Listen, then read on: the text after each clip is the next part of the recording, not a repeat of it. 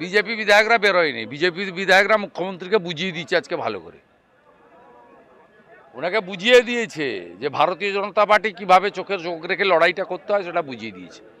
ওর কথা বাদ দেন, ওর মাথার ডাক্তার দেখাক, ওটা ভারতবর্ষের লোক বলছে এর মাথা খারাপ হয়ে গেছে।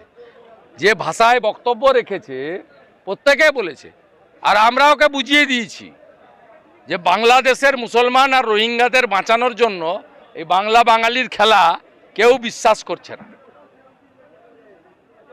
দেশ বিরোধী, দেশদ্রোহী, দেশের প্রশ্নে এইরকম একটি অঙ্গরাজ্যের বিধানসভায় দাঁড়িয়ে দেশকে ছোট যারা করে তারা আর যাই হোক তারা ভারতপ্রেমী হতে পারে না। Completely anti national. External affairs বিষয়ে কোনো রাজ্যের মুখ্যমন্ত্রীর বলার অধিকার নেই, ভারত সরকার ছাড়া। পররাষ্ট্র বিষয়ে অন্য কোনো প্রদেশের মুখ্যমন্ত্রী, কোনো রাজনৈতিক নেতার বলার অধিকার নেই। একমাত্র বলার অধিকার হচ্ছে পররাষ্ট্র বিষয়ক দপ্তর অথবা প্রধানমন্ত্রী। সেই জায়গায় দাঁড়িয়ে তিনি দেশকে ছোট করেছেন। তিনি চান পশ্চিমবঙ্গটাকে বাংলাদেশ বানাতে।